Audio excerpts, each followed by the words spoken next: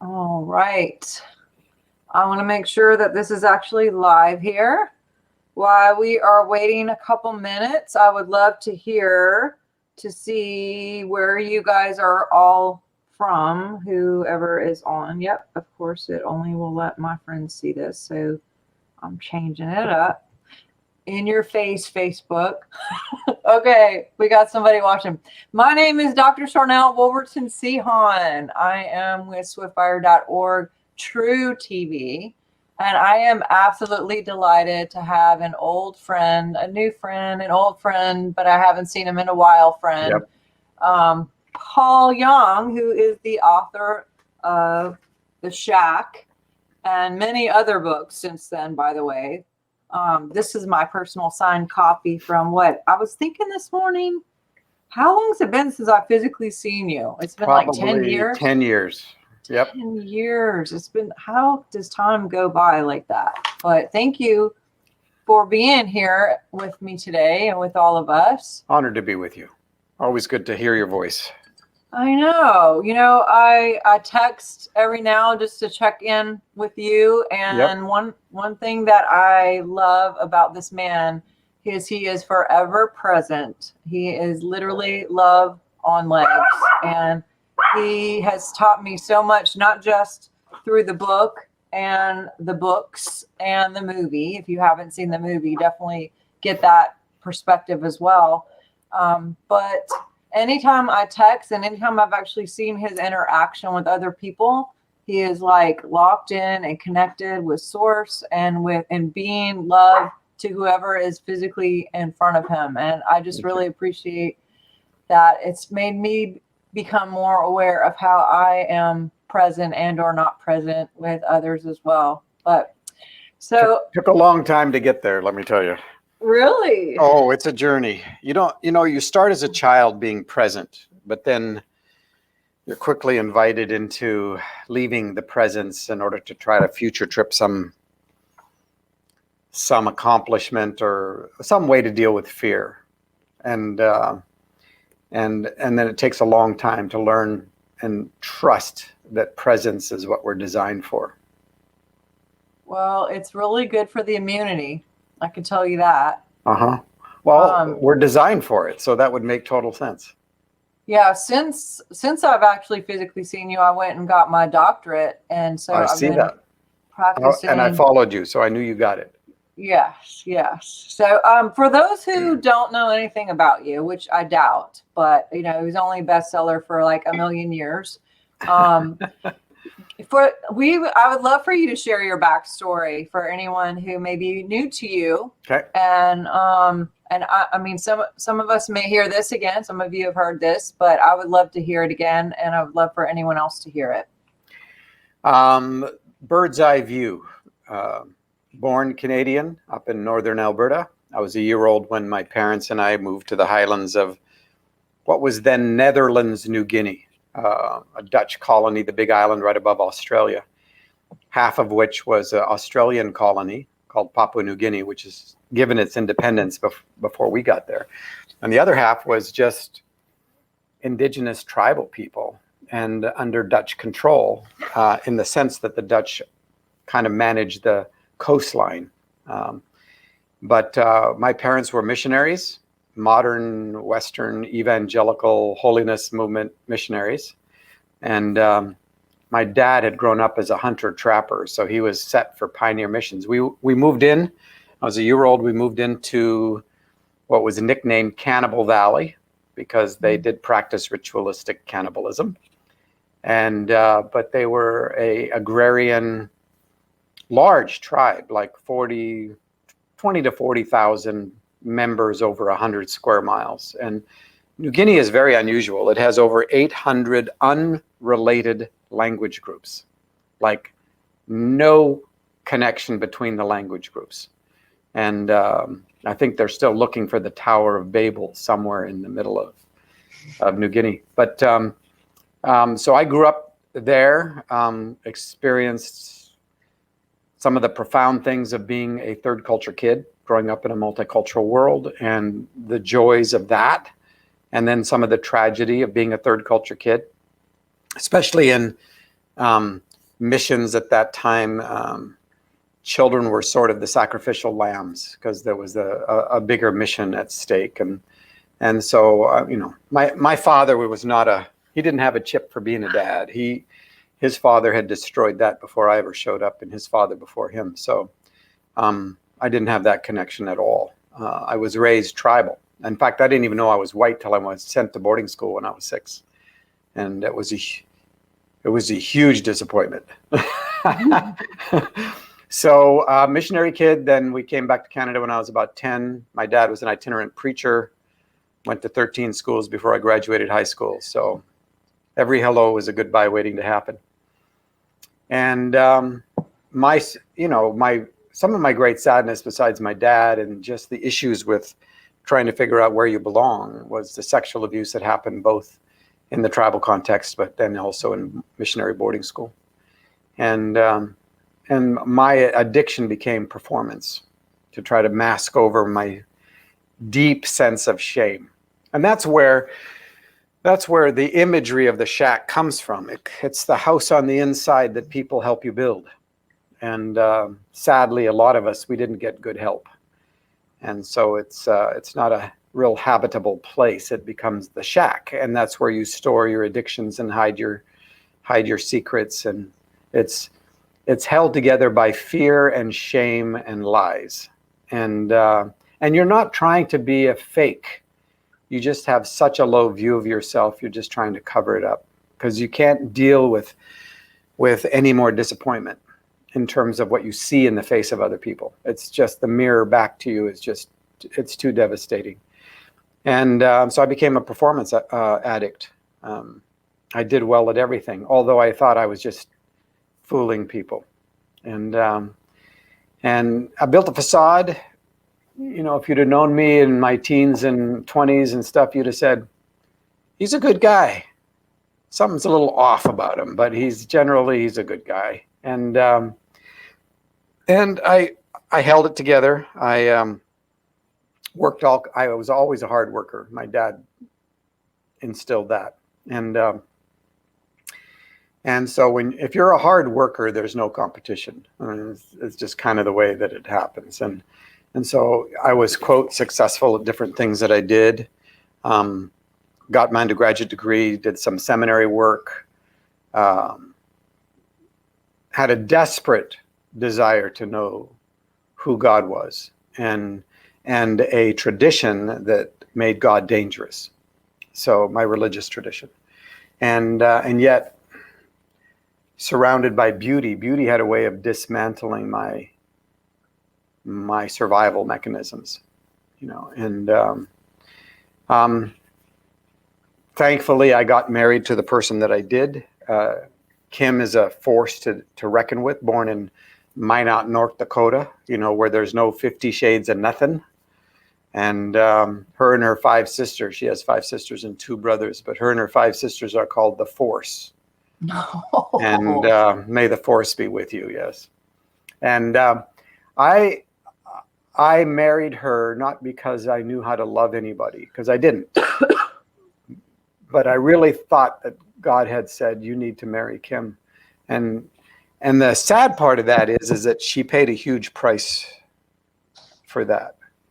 And that's, well into our marriage. We have our 6th child, Matthew, who is now 27. He had just been born. And Kim caught me in a 3-month affair with one of her best friends. And that blew up the world. And I had to make a decision whether to, out of my desperation, find a way to change or just kill myself. Because suicide had always been a companion, the last way to run away before having to face yourself. And I decided to do the hard work, which was to face Kim. We never made my adultery the new secret. And I pulled the yellow pages off the shelf, looked under counselors, called up total strangers, and walked in. And for the first time in my life, I said to somebody, can you help me? And I hit the bottom. And you know that somebody's hit the bottom when they stop pointing fingers at other people. They stop trying to blame shift. They own their stuff. They tell all their secrets. And I mean, Kim was furious for the first 2 years, and then it took her and I 11 years to heal. And that 11 years went from January 4th, 94, when I got the phone call where she had found out, to the end of 2004. 11 years of dismantling and rebuilding and doing the hard work. And it was hard work. It was terribly hard work. But that's where I started learning how to be present, because I didn't have enough energy to be more than present. There was too much going on. You know, for example, the first night that Kim and I have, well, it wasn't a conversation. It was a monologue from her, right? For about 4 hours. And I mean, she just ripped into me, because I had totally blindsided her. She just had no idea whatsoever. And at the end of those 4 hours, I said, look, if we're going to do this, I have to tell you every secret I have. She didn't know about my history. She didn't know about my past. She didn't know about anything. And naively, she said, bring it on. And it took me 4 days to tell her everything she didn't know. And she wanted to know details about everything, and I told her everything. But the first night, the first person that I had to tell was her dad, who lived with us. Oh my gosh. Who is a gentle, beautiful soul. And he lived with us for 17 years, but he's the first person that I had to tell. And my dad was an aggressive disciplinarian, abusive. And so I know I have survival skills that can deal with things like fury and fists, right? I don't have any skills to protect myself from kindness, you know, or goodness, but I watched my words break a man's heart. Oh, you're making me cry. Oh my gosh, it was awful. And then I needed to tell her family, and then I needed to tell my family, and then the community knew about it. And like I said, we never made this. I was done. We are as sick as the secrets we keep. And I knew that I had to find a way to change. And so that's why I pulled the yellow pages off the shelf, you know, back in the day, and just started with the A's under counselors, and got to agape, which is the Greek word for love, which is God is agape. It means other-centered, self-giving, self-sacrificial love. And if there's anybody in the world at that moment who needed a sense of that kind of love, it was me. And so I walk into this therapeutic environment, and you know, because I grew up in a world where therapy was almost, you know, witchcraft. And I mean, that's how holiness movement we were. But I knew I needed help. And so I met with a man who ran the clinic, and he said, I think I got the guy for you. He said, you can decide. And he introduces me to Scott Mitchell, who became my therapist. And so I'm sitting there talking to Scott, and he's a few years older than me. And you got to understand, I pulled this guy out of the yellow pages, yeah? And I'm now sitting in a city of 1 million plus people. And I'm sitting in front of him. And at first, you know, he tells me as we get to know each other that he's born Canadian. He was born in the province next to me. He went to school in the province next to me. All these connections. He had anyway. So I'm sitting in front of him, and I tell him what's going on. And I say to him, right now, Scott, I don't need anybody to ask me how I'm feeling about this. I just need to know, can you get me from A to Z? And he said, yeah, I can. It'll take me 1.5 years. I said, I'm in. He laughs. He goes, Paul, everybody who sits where you are right now, they always say they're in. But after a couple months, they feel better about themselves. They feel a little bit more in control again. And they usually bail out right before the really hard stuff. I said, look, I'm not leaving until you tell me I'm done. when you hit the bottom, you're not smarter than anybody anymore. It's not, your facade is gone.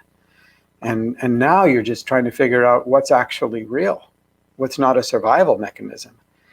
And so we started working, and every day I would meet with him. I'd tell Kim on my way to work, my own work, what Scott and I had been working on. And every day she had the same response. Yeah, right, whatever. Oh, wow. I mean, and that was okay. Because I knew at that point that I couldn't fix anybody, let alone I couldn't even fix myself. The idea that you can fix somebody is just sheer arrogance, usually covered by some kind of shame. Arrogance is often a mask for shame. But I'd hit the bottom, so it's like, yeah, she has every right to be furious. And here's something really significant. There's a big difference between forgiveness and reconciliation, and I think a lot of people misunderstand the distinction. Forgiveness is for the sake of the victim, and reconciliation is for the sake of the perpetrator.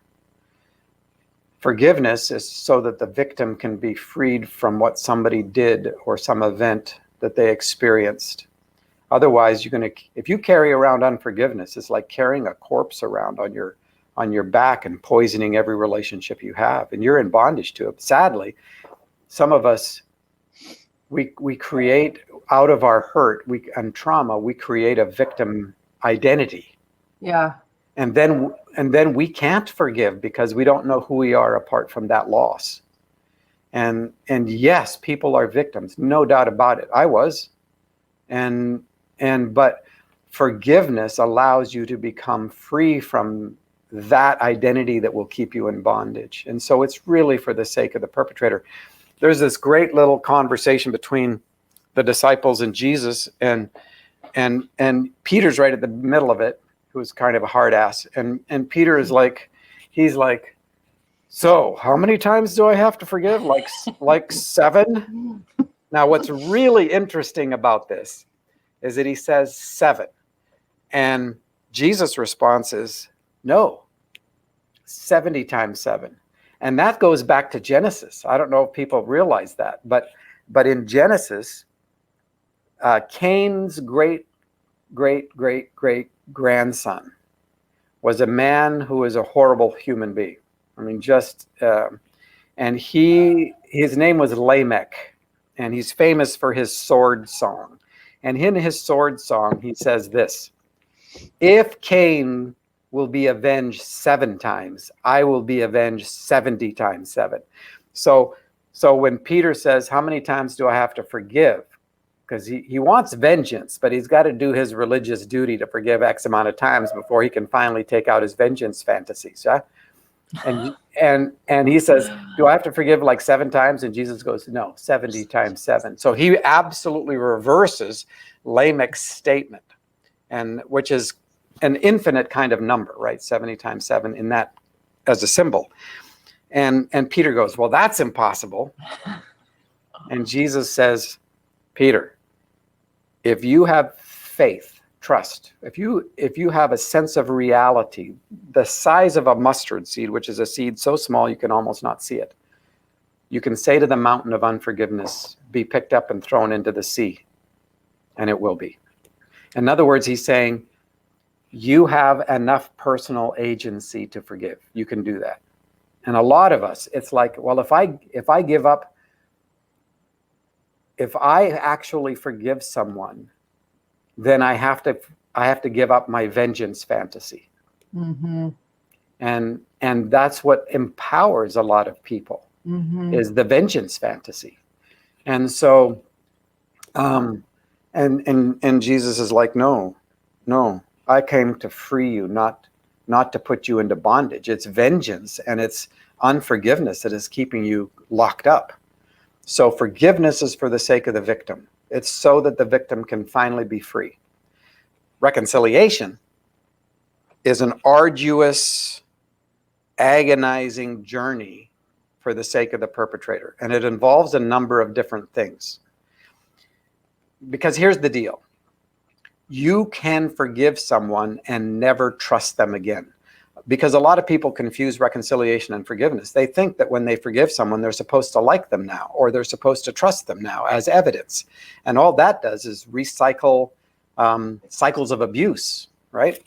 And it's, no, you need to have good boundaries. If a person's not trustworthy, you can forgive them for what they did so that you can be free, but you don't have to ever trust them again. Now, reconciliation is the rebuilding of trust. It's the journey to rebuild trust, and it's for the sake of the perpetrator. And the perpetrator has absolutely no right to put a timetable on it, or even that it happens. And if it happens, it's an absolute miracle. And it involves confession, which is just telling the truth. That's all confession is you just tell the truth, right? It involves asking for forgiveness, not apologizing. Apologizing, when you apologize, you usually keep the power. Mm-hmm. I'm telling you that I'm sorry for what? That you got caught, Mm-hmm. But you're keeping the power. If I say, hey, will you forgive me? Mm-hmm. Yeah. Yes. Then the power exchanges to the person who's been hurt, right? That's good. And so it's like, no, you have to ask for forgiveness, and then you have to be open to the person going like, so what do you think that you're asking me to forgive? What do you think you actually did? Right. And you have to be open to, I can't right now. I am so hurt, or I'm so devastated. And it's like, so the perpetrator doesn't have a right to put timetables or expectations on the process. And so telling the truth, asking for, owning it, owning all of it. And then here's the last piece. This is the repentance piece, which doesn't mean to feel bad. It means to change over time. Change over time. So it took Kim and I 11 years to reconcile. She forgave me within the first couple of years, but it took us 11 years to reconcile. And after I wrote The Shack, and after I wrote Eve, actually, I was doing a interview with Maria Shriver, who was married to Arnold Schwarzenegger, governor of California, and so she loved the book Eve, and so we went for a walk after about a 45-minute interview that turned out to be 4 to 6 minutes on Good Morning America or whatever it was, and but we went for a walk, and at one point she turns to me and she says, "Does Kim trust you?" Wow. And I said, "Absolutely," and she has every reason to. Wow.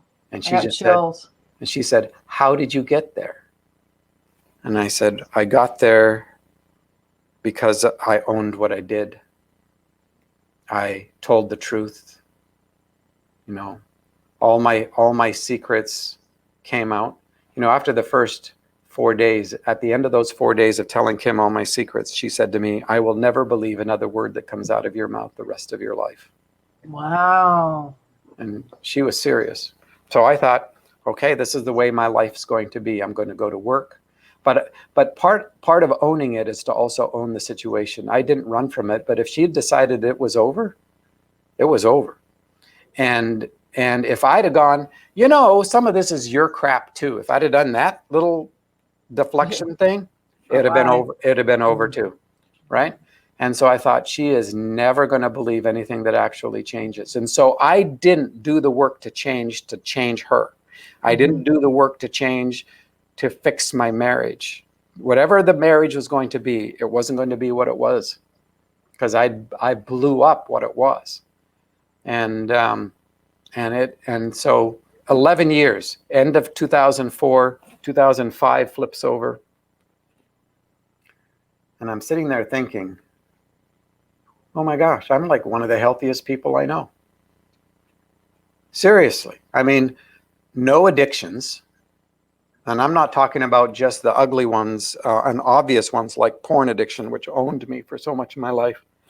I'm also talking about the addiction of doing something great for God or doing something great for humanity. Those kinds of gold-chained addictions that will drive you into the ground just as quick as anything else. And so no addictions, no secrets. And for the first time in my life, it felt like I was a child. I'd never been a child. I've always been working against trauma of some sort. And now I'm a child, and I'm the same person in every situation. Like, how does that even happen? You know, I'd been a different person depending on the audience. That's how my life had been. And now I'm the same person, whether I'm in a hotel room by myself or I'm with my friends or with strangers or with kids or whatever. I'm the same person. And then joy was a constant companion. Like, joy had never really spent the night. And now joy is a constant companion. And what I discovered is that I had learned over those 11 years to stay present, how to stay present, because in the present is fullness of joy. Mm-hmm. You know, fear always drives you away from the present. Fear drives you into some imagination about some great conspiracy thing that's going on. You know, that's all fear-driven stuff. And you can tell when fear is behind something because people will self-promote and self-protect, and they don't know how to stay present. They're always in some imagination of some catastrophe. I mean, we do this all the time, right? Human beings, we breathe future tripping. I mean, it's just like what we do because we don't know how to trust. And a lot of us who've been hurt, there's reasons we don't know how to trust. But in my relationship with divine love, with God, with Jesus, I have someone I can trust who doesn't leave. Mm-hmm. Right? And so that changed everything. And it was that year, the 12th year, so 11 years up to the end of 2004, 2005 is a year I feel healthy. And it's the year that I finally feel healthy enough to do this thing Kim has been asking me to do for 4 years. Kim, she kept saying for about 4 years, she'd say, like, so Paul, someday as a gift for our kids, would you write something that puts in one place how you think? Because you think outside the box. Now, later she told me she was thinking that I'd write 4 to 6 pages. That's what she was thinking. But I had nothing to give my kids that year, 2005, which is the year I turned 50. So all of these things are kind of 50, year of Jubilee, like fresh starts, you know. And on the train to one of my 3 jobs, I wrote most of a story that I got done by Christmas and made 15 copies at Office Depot with never an intention to become a published author. But those 15 copies did everything I ever wanted that book to do. And it's The Shack. And so I gave it to our 6 kids, and Kim and I kept a copy. And then the extras I gave to my friends at Christmas 2005. And I went back to work. And then my friends started giving it away, and that started this whole crazy chain reaction. But 2 things are really critical in all this. One is 15 copies did do everything I wanted that book to do. Everything else is just like Extra. Oh my gosh. It's God's great sense of humor. And because I'm really an ordinary person who comes from a very broken history. And the second thing, and I think this is really significant, is that I didn't write the book in order to become anything. Mm-hmm. Everything that mattered to me was already in place by the time I wrote that book. So identity, worth, value, significance, security, meaning, purpose, destiny, community, love, all in place. Book didn't give me any of that. What the book did is gave us an invitation to walk on the holy ground of other people's story. Every human being's a story, and that story is holy ground, because that's where you see the burning bush, right? You see the love of God without violation burning away everything that is not of love's kind. You know, this is a God who is a fiery fury because this God is opposed to that which harms the ones that God loves. And it's not, that fury is not against us, it's for us. Yes. And it's the same fury that any parent or grandparent feels when a child is in danger or is suffering an illness even, you know, and you just want to destroy that which harms the one you love.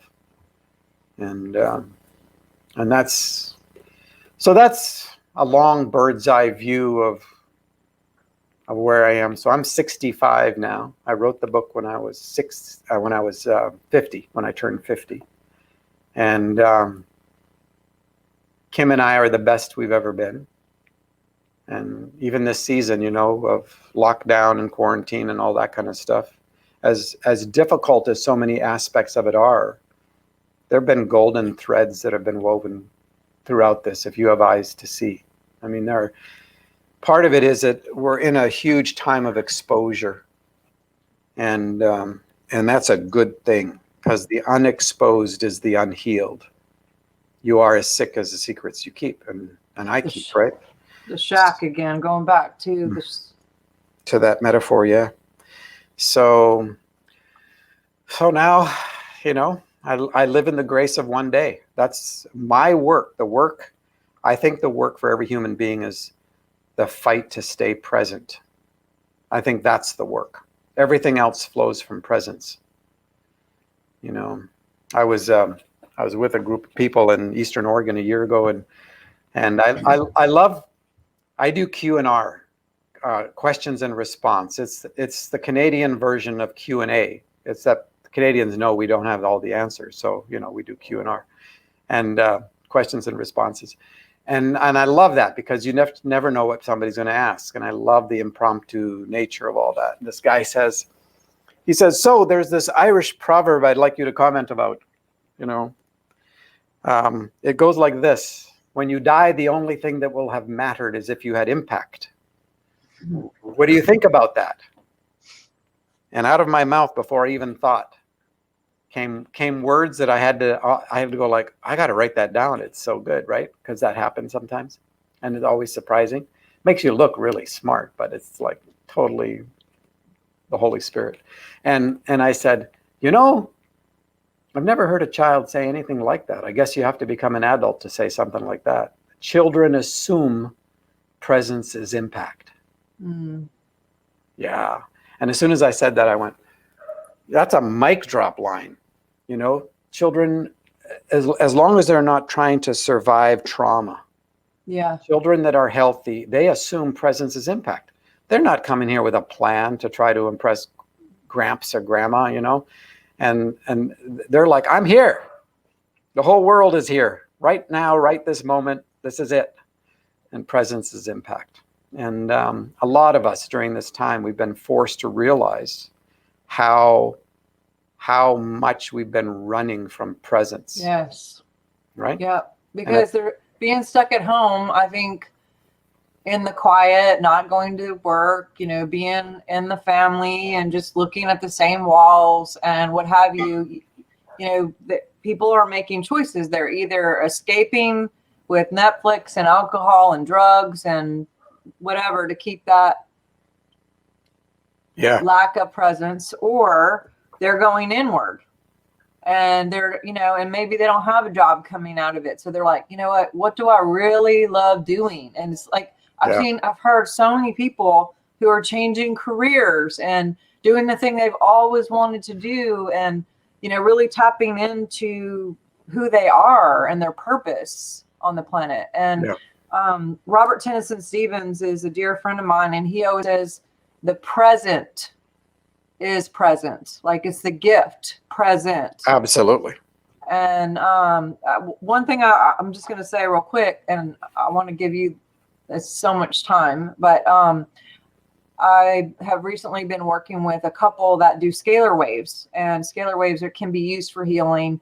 They can be used for mind control. They can good things and bad things. But one thing I've never heard until just recently is they can use scalar waves to measure the biofield. And this couple has measured different categories of thousands of people, and they can actually measure on a scale from 1 to 1,000 where people are with their integrity, their relationship to money, their creativity, their connection with God, their connection with purpose, their presence, and so 700 to 1,000 is the illumination number. Like, if you're in that scale, then you are above and beyond. And what they've said over and over is they will look, and if someone is present and has got good numbers for being present, then the other numbers just seem to automatically be high. That's amazing. Creativity, high. Relationships with people, high. Relationship with money, high. Relationship with God, high. Like, so, but presence, if any of the other ones might be really, really high and presence is low, then like all these other ones are lacking in number. So That it's totally makes sense to me. and joy and presence. You mentioned that earlier. Joy is always present. See, it was never presence that left. It was me that left presence, right? Joy is a constant companion. And it's, if you don't have joy in your life, it's because you're not present. Yes. And what drives us from presence more than fear?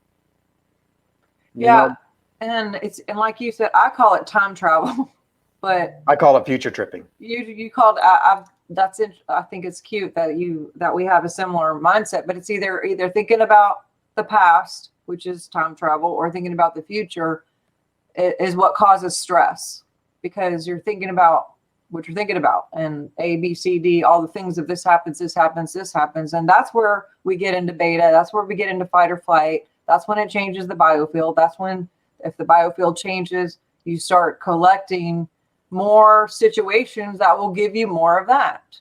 Yeah. So the more we can remember, and I like that word remember, because means to do again, member as one with source, fully God in every cell, that when we can do that. Now, I'm not going to sit here. I will tell you that is probably my biggest challenge. And I just turned 50, and that, my number for that wasn't so great. And so this has been something that I'm recommitting to. It just, because my very, very best mentors in life, including you, who I haven't had a lot of physical time with you, but you've been someone that I've really, really looked up to, and someone who's been very impacting on who I am. And that's why I thought about you, because I had that test and I was like, I got to reconnect with him. Sweet. But I know that this is it's not about connecting with everyone else who's got the connection, but it's about going back to remembering my connection with God. Absolutely. And we all have that opportunity, no matter if you're 50 or 5, but we forgot to play, I think. Totally. You can't play unless you're present. I really believe that one of the big key formulas for me is just coloring and laughing and getting out Play-Doh, this guy said last week, and just sitting on the floor and being creative in some way, drawing or running or skipping or just playing for no reason. Yeah. But anyway, definitely keep going with what you're saying. Well, I have a theme for 2020, and it was so funny. In 2019, people would say, "What do you think about 2020?" Because I said, I think 2020 is going to be the year of hindsight. It was a joke, right? Because hindsight is always 2020, and Wow. But who knew, right? Who knew what a year of hindsight this would be? But at the beginning of the year, I usually get a word for the year inside my conversation with God, but I got a phrase that was different, and also I got a verse from the New Testament, which was also different. I grew up in a very rigid fundamentalist kind of environment, and I think Trinity has this conversation about me, and has had for a number of years. It's like, so do you think we should give Paul a verse for this year? Nah, he gets too triggered. Which means I've grown a lot, because I got a verse for this year, which is an incredible verse. But the phrase for the year is trust the ripples. Wow. Trust the ripples. And that has become so significant for me, because it It's like, don't make your decisions based on perceived outcomes. Just participate, be part of the pebble that gets thrown into the pond, and then trust the ripples. Let the ripples go out. Don't try to control them. Don't try to manage them. Trust the ripples. And so that's been really significant. The verse comes from the book in the New Testament, the letter to the Hebrews, which is the Jews that have been scattered all over the world. And in this letter, in chapter 3, verse 13, it says this: encourage, which means to add heart, because cura in the Latin and the French is the heart, right? So enlarge the heart of one another. Wow. As long as it's about today. Whoa. So that you are not swept away by the deceitfulness of brokenness. That's a great verse, right? Okay, what is that? Hebrews 3:13. Encourage one another as long as it's about today. And in the Greek, today is emphatic. It has a particular structure. And in the version that I happen to be looking at, which was New American Standard, today is all in caps. And Wow. and it's like, no, this is about today. Everything about fear drives you out of today. And that's my future tripping, and creating the movies in our minds of all the things that are going to go wrong, right? And I find almost every conversation with someone who is in trauma and pain, that's a big issue. They don't know how to be present. I just yesterday, day before yesterday, had a conversation with a dear young man who is a beautiful human being, is involved in performance art, and married to, they're really good friends of ours, and they have a wonderful family of small children and all that.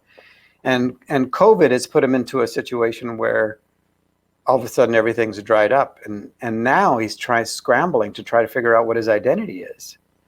And so, I said to him, so what's the single most powerful emotion you're feeling right now? And when we got behind just the surface stuff, like not having a job and that kind of stuff, it was fear. Fear was it. And so I said, okay, well, every human being has inside of them a meeting place where they can meet with divine love. It's built in by virtue of being made in the image of God, right? And I said, so you have a safe place inside of you where you can meet with love. What does that place look like? And he said, I used to have a place like that. I haven't for a long time. And he said, it used to be sitting on a surfboard out in the water. And he said, and I have another one, which is in a studio, because that's where he works. And I said, well, if you had to pick one of the two places to meet with God, which one would you pick? And he goes, the studio. I said, okay, well, let's do that. Let's go to the studio. I want you to go to the studio. And to make this short, he's in the studio sitting in a chair, and people go like, well, this is just your imagination. Where do you think God lives? He lives inside of you. He lives inside of your imagination and your emotions. God speaks to you in all kinds of different ways. Yeah. And Jesus walks in, and he kind of laughs, because Jesus kind of looks like the movie kind of Jesus, and The movie kind of Jesus. and I say, so look in his eyes. What do you see? What are you reading in the eyes? And does he say anything? No. And then he says, well, what does your fear look like? And he said, it looks like a ball and chain. Where does it sit in your body? It sits in my head, right? Well, are you able to pick up that ball and chain and give it to Jesus? He said, yeah. Well, tell me what Jesus does with it. Well, Jesus just threw it over his shoulder, not like to carry it, just threw it over his shoulder. And asked Jesus, how do you want me to look at this? And Jesus said, come. And he put out his hand, and they walked out of the studio and up onto this hill, and then down into this ravine where there was a creek. And Jesus is like, right there. And he goes, how do you want me to understand this creek? And the two words were ever flowing present. Wow. Right? Those were the two words that Jesus told him, ever flowing present. And it was such an affront, because, you know, the imagery of suicide was being built up out of fear. Like, and fear is always a certain group of whispers. I'm alone, right? Mhm. This is why in Scripture, every time God shows up, the first thing he says is, fear not. The second thing is, I'm with you, right? I'm alone. There's not enough. There's not enough. So scarcity is the underlying driver for fear, right? There's not enough. I'm not going to have enough to feed my kids. I'm not going to have enough. That's why we're all in competition with each other, because there's not enough, you know. An So illusion. yeah, it's completely an illusion. Fear is an illusion. It's all built on illusion. So this is where in Paul the Apostle writes, he says, take captive every empty imagination that raises itself up against the knowing of love. Right? So you're alone. Nobody else has your back. There's not enough, and you're going to be exposed that you don't have what it takes. Those are four fundamental drivers for fear, right? And all of them will push you out of the present. And so, I mean, we do this so regularly that we've even baptized fear and named it things like responsibility, right? And in order to or we think, well, at least I'm worrying, I'm doing something, yeah. And all of it drives you out of the present. So we have these imaginations, right? I mean, down to, well, I'm going to say this to this person, and we got the movie playing in our mind. Right. I say this to this person, then they say this back to me, and I get mad, and they get mad, and we're never going to have a relationship. So why even tell them anything? Right. I mean, and it's like the next time we see them, we've got this distance between us because I have this imagination. Made up thing. Yeah. Yep. Or, you know, we take the cue, somebody walks in a room and they glances at our direction, but they don't, and we read on their faces the fear that we have about how they see us. Right. And it's just like, what a complete waste of time. Well, and you going back to the fear not, there is 365 fear nots in the Bible, one for every freaking day. Yep. And also that scripture that you just brought up is literally my favorite scripture. Sweet. We demolish arguments. Yep. And every pretension and or imagination, because to pretend means to tend to as if it didn't happen. Yeah. And we demolish arguments and every pretension or every image that doesn't line up with love. And and how do we do that? We take captive. So how do you take captive? You know, you have to be disciplined up here, which comes from disciple, and really be aware what you're thinking. Because if you start to make up those stories, which competition is an illusion, fear is an illusion, you know, all these things, if we have some predetermined idea of what someone thinks about us, which is just ego, really, fear, then we're setting ourselves up to image that, and we actually create it with the power of our mind. Well, and you know yourself, your body doesn't know the difference. Yeah, your limbic system can't tell if you're, you know, actually doing it or if it's just in your head, because your limbic system takes all images as real. So you have a chemical reaction. So your body goes into fight or flight or beta waves, you know, which changes your whole biofield. And guess what? The biofield is radiating out, and it also magnetizes. So if you live in fear and you have your mind fixed on fear, you're creating fear code, which magnetizes more situations to set yourself up for more fear situations. And because you'll be proving yourself right. Yeah. Basically, you're creating your own, you know, false unreality. Yes. Yeah, you're creating your own unreality. And you know what? And there's a lot of it. So for example, during this pandemic, we've had, I think, 11 members of our extended family have tested positive. Oh, wow. Right? And 3 of them, we weren't sure were going to survive. I mean, it got really serious. And but as soon as you hear that kind of thing, you're immediately invited into future tripping. You're immediately invited into leaving the presence. I've got a really good friend who went to the doctor and was told there's something seriously wrong here. It could be MS, it could be, and they named 3 other major diseases. Well, that put her into a tailspin.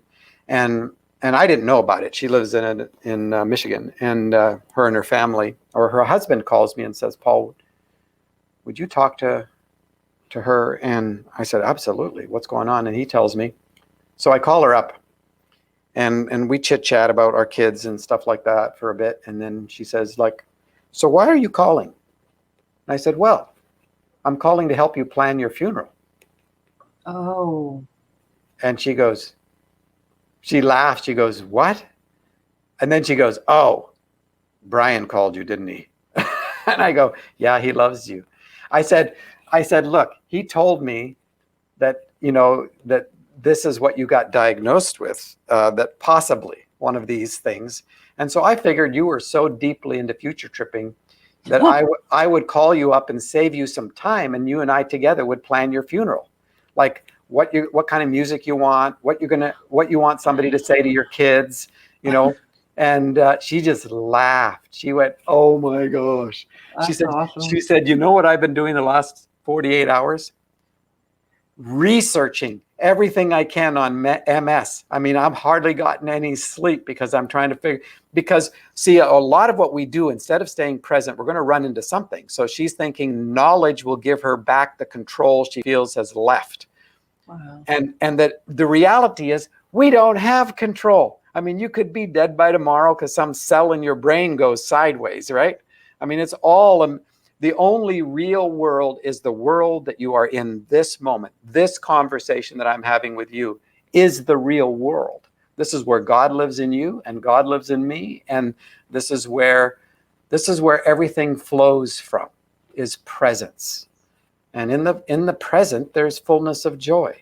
Why? Because it's not being all diverted by you're going to some imagination of some catastrophe. Because I mean, I've been in my imagination, I've been to my own funeral a whole bunch of times, and nobody cried, and it pissed me off. And I've, I find out, this job is no longer. They have to lay off, and I'm being laid off, and suddenly in my imagination I'm under Burnside Bridge in a cardboard box. Nobody is there. I'm totally alone. I am gonna die, and nobody cares. So all of those basic fundamental lies have reemerged inside of fear. I'm alone. Nobody else has got my back. There's not enough. And I don't have what it takes, which is the shame piece that empowers elements of fear. And it's like, there is no possibility. So then we get corporately involved with fear, right? We come up with corporate, collective conspiracy theories. And you can always tell when some of these things are just, and it's not that there aren't conspiracies in the world, where there's money, there's people trying to do stuff. Who cares? That's not the point. And the point is that we suddenly spin out, and it no longer becomes about peace and joy and love and presence. It becomes about scrambling to get my peace before there isn't my peace left. And I'm talking about PIECE, not PEACE. And it's like, because there's not enough, and somebody's going to take away my part of it.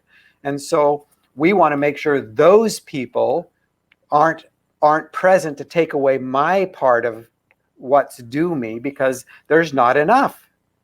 And so the whole fear of financial insecurity and everything else is based on a lack mentality, a scarcity mentality. And so, and you can listen to people who are freaking out because they begin to self promote, and they begin to self protect. Everything is about, I've got to get my place secure, and and by the way, you need to buy things from me so that I feel like I've got a buffer against this impending doom situation. And it's like, there's no God in your life, no love in your life, there's no peace in your life. I mean, and you're scrambling. And it's like, I can so easily be exactly the same thing. I mean, I can create an enemy who is an impediment for me to not have control.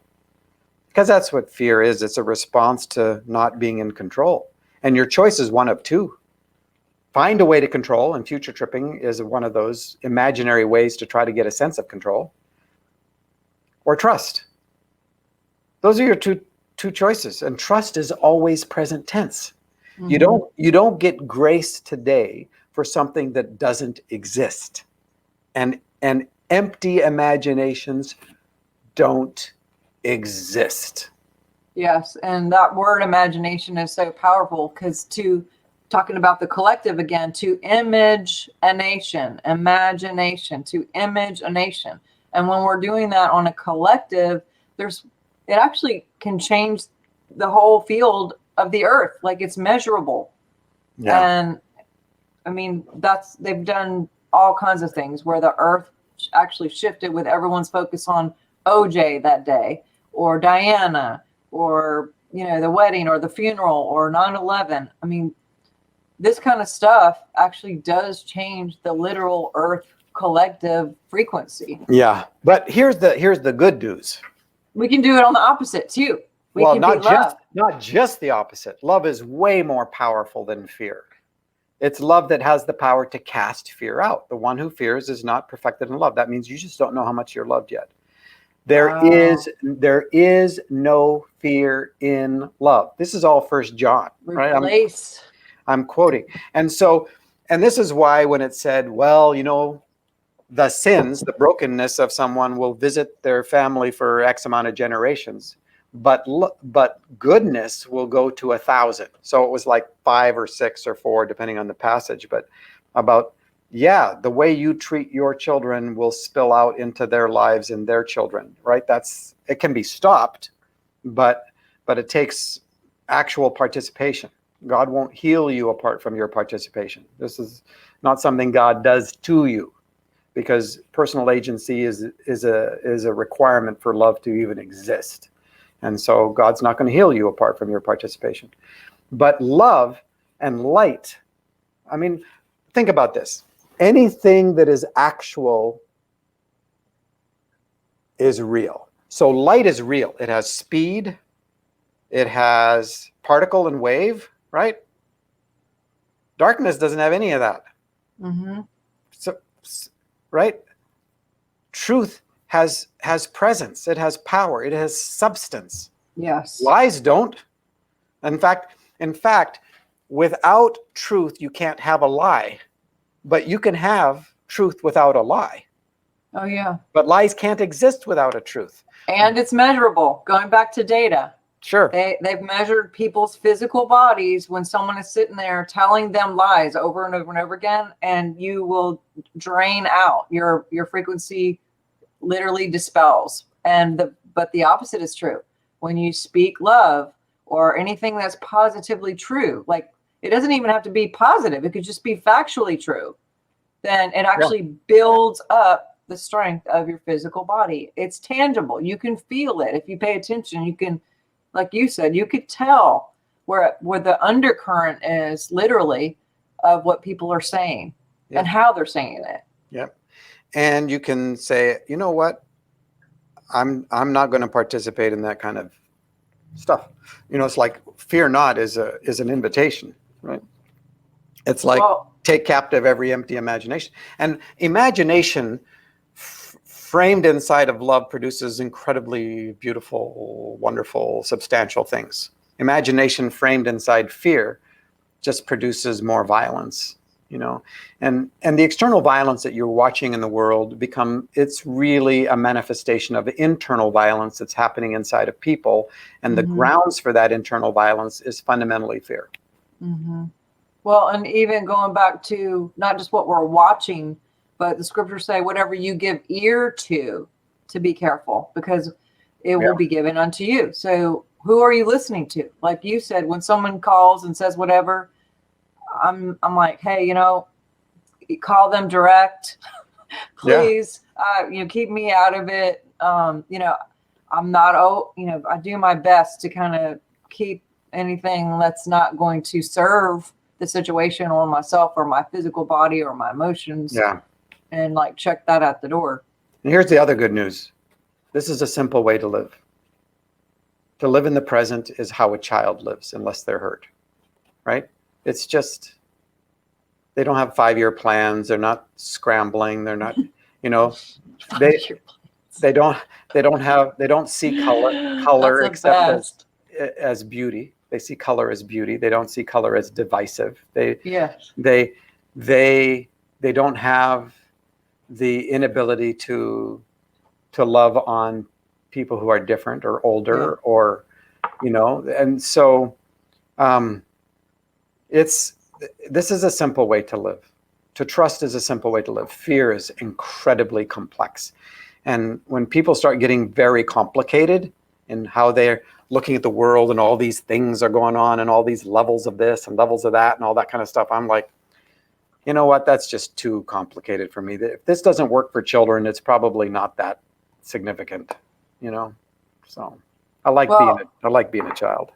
Yes. Well, I know we're hitting that mark, but I do have one more question for you before we skedaddle today. And I also want to say security and trust go hand in hand. But one of my decrees is I am secure and I see cure everywhere I go. That's one of my favorite. I see cure is kind of a play on words. I see Nice. cure. I got it. Secure. Yeah. And also, so one question about the book and then the movie for those who, in the beginning, I honestly had a little bit of a hard time getting through it because the first couple chapters were just so. They're rough. Yeah. They're not graphic. I never brutalized because I was writing this for my kids. My youngest was 12 at the time. So I wrote it with that in mind, but it's wrenching. I put it down a few times and everyone kept encouraging me, just get through that part. And so that's, just for anyone who's never read it, listen to me and trust me, and don't trust me, trust yourself and go listen, watch the whole thing or read the whole thing. But the other thing is that you were kind of not groundbreaking, but when your wife, Kim, said thinking out the box, you really went out and probably got a little bit of some feedback on the fact that I got a lot of feedback. The fact that you made Jesus not look like the Jesus movie, like the Hollywood Jesus. You even had God be a woman and look like all these different parts, because he, she, it, source is all of those things. But explain a little bit on that, and just I would love for you to get. Did you get a lot of feedback? I got plenty, especially from my own people. Modern evangelicals. Now they're my people, so be careful how you talk about them. But but they're very locked into certainty and theological certainty, and as a result, they can be quite unkind as human beings, and that's because of fear. Again, because they've been taught an additional layer of fear besides the normal ones that everybody else has. And that's a whole theological realm of fear that includes eternal conscious torment, hell, and a God who is God the Father, who is basically angry and all that. So I disrupted, not intentionally, because you have to remember that I made 15 copies at Office Depot and it did everything I wanted it to do. I didn't have any context that this would become this massive worldwide thing. And Papa God, as a large Black African American woman, was there day one when I started working on this. There was no question in my mind, and part of that is because I actually have a theological education, and right from verse 2 in Genesis, the Holy Spirit is introduced as in feminine language. Ruach's feminine. And almost all the verbs for God in the Hebrew scriptures are feminine. It's true. And even though the nouns are masculine, but you've got this mix. And here's a really important piece. Imagery doesn't define God. If you think that imagery defines God, then you're now moving into idolatry. That is, you're focused on some image rather than on the source that empowers or is that it's speaking about. And so in Scripture, you have God as inanimate objects, like God is a rock, God is a strong tower, God is a shield. You have God as animals, like a lamb and a lion and an eagle, a mother eagle, and a mother hen who covers the chicks. You know, I told somebody, well, I guess I could have had Papa God come through the door as a big hen, but I just don't think it would have done the same thing, you know. And so you've got, I mean, there's this fantastic passage in Isaiah where God, as Father, has a womb in which he carries you. I mean, and the Latin words in that verse are vulva and utero. Whoa. Right? And that's pretty specific. Oh, it's very specific. And it's like, don't you understand that all of masculinity and all of femininity originate inside the Father, inside the Son, inside the Holy Spirit. And God is not a physical being. God is spirit. Yes. Jesus, who is God, right, fully joins us in our humanity so that we would, one, know what being human is like, and also know who God is. And that's why Jesus becomes such an incredible, and Trinity matters to me because that means that God has never been alone. And that's why aloneness becomes such the central lie of fear, right? And because if God has ever been alone, then God cannot by nature love, because it requires an other for love to exist. Right? And so the idea of three persons who make up the oneness of God absolutely tracks with me on so many different levels. So yeah, I got a lot of pushback from my this people. is years ago. Yep. I'm seeing that people are starting to just now wake up to that. And I'm just like, I know. The El Shaddai, the fully breasted one. It's like, oh my goodness, that's God. It's still God. Yeah. And yes, we have the masculine imagery, but it's like the whole, it's a spectrum of reality, not polarity here. Yes. You know, and so I love what happened as a result, but it, you know, like somebody said, in fact, he was the president of Denver Seminary. He wrote an article about the pushback that I had gotten. And he said in his article, he said, I don't care how religious you are. When you read where Papa comes out the door and picks Mackenzie up and swings him around, and when you read that, I don't care. He said, I don't care how legalistic or religious you are. Wasn't there something inside of you that wanted to be the one picked up and swung around inside that embrace of relentless affection? And I'm like, yeah, we're made for that. We are designed to be loved and live in love. And it's fear that drives us away from that presence in reality. Yeah. Well, it definitely caused me to dig deeper in the real scriptures of Hebrew, Greek, whatever. And I was shocked to sit there and see that most of where I saw it was, when God was mentioned, it was he, she, it, them, they. And I'm like, whoa, I didn't learn this in seminary. Yeah, and you start in Genesis, Bible school. You just read Genesis 1-3, and it's all over the place. Yeah. So, but anyway, so thank you for being with us. And thanks for the honor. Yeah, tell us how we can find you. I know you're on Facebook, your website. There's this thing, the W.M. Paul Young thing. You know what? Notoriety and platform is a sort of a cross, and I'm one, I don't need it, and never have, but I'm grateful for the fact that I'm invited into conversations that I know the ripple effects will go out, and I trust the ripples. So the W.M. Paul Young thing just will connect you to Facebook or stuff that I've done or things like that, and who cares? You know, it's great if you want to dabble in a bit, but if you just YouTube Paul Young, you'll run into a bazillion things, as well as the British singer who wrote "Every Time You Go Away." you know. You take a piece of me with you. Yeah, that's awesome. it. That's Paul Young. Yes. So, which is great. Yes, and he has other books too. So please do check out his website, go to YouTube, all the things that he's doing, newsletters, make sure you're getting notifications and all that so you can keep up with what he's doing.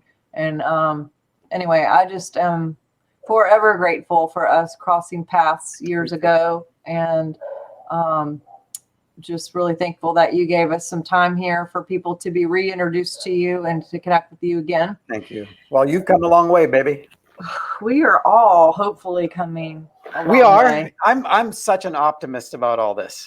I really am, because I really do think love is more powerful than fear. And I really do think that every human being is made in the image of that love and indwelt by love, whether they know it or not. And so there is an active work that is happening from inside every human being that connects to things that are good and right and beautiful and true and kind and, all of those things. And good news, good report. Yep, yes, for sure. Think on these things, guys. Yes. And for all of you guys watching, thank you for being here. I really do hope that you guys will share this, because especially the presence, the forgiveness, and the reconciliation, the part for people to really dig in. I know that there's so many people who will really appreciate his story, his message, his testimony. And so please do share, tag, and make sure people, if there's anyone that you can think of that would benefit from this or resonate from this interview today, I hope you guys will do that. And I have other interviews coming up this week, so I hope you guys will stay tuned. I have Decoder Logan Jason on in about 20 minutes. I have Laura Eisenhower on tomorrow. I have Jason Q and Jason Westerfield on Thursday. But you can go to swiftfire.org and make sure that you get the newsletter, and you'll know what the schedule is and where to find me and all of those things. But go get his book, The Shack. Go get the other books. Watch the movie. The movie, oh my gosh, I love the character, the main character. He also played in Avatar. He did. And I mean, he's just I really like. And he was in that the war movie, what's it called? That came out after. Actually, they released it right before, and it was produced by. Is his name Sam? Sam Worthington is his name. Sam Worthington, yeah. So yeah, he did a great job in that. It was the war movie that was. I just can't think of the name of it, but it's true story based true story. Oh wow! Okay. And it came out actually. The Shack got pushed off as a movie to release. They decided it was going to release in the fall, and they pushed it to the following. Actually, they picked March the 3rd, which was 3/3, which was kind of cool, and then so that they could release this movie, because they wanted this war movie to be in the run for the possible Oscars. Okay. And what's the famous Jesus movie that rocked the world? With Mel Gibson? Passion. Yes. Passion of the Christ, and Mel Gibson was the producer director of this war movie. With Sam Worthington. I'll have to Google it. Correct. Yes. It's a difficult movie, but it's brilliantly done, and it's quite redemptive, but it's rough in terms of I don't think the movie had come out yet when I met you. I remember. No, it hadn't. When we first met, you were just talking about having to have all these. The printer was bringing you all these boxes to fill your entire garage, because you were shipping everything out by yourself. Well, I was stopping on the freeway, and people were handing me money, and I was giving them boxes. I remember that. Close to a drug dealer as I've ever been. Oh my God, that's amazing! Awesome. Yeah, it is. Well, blessings on you. Much love sir. to you and to all that are watching. And tell Kim I said hello. And I cannot believe your youngest is freaking 27. That is just like what? My oldest turned 40.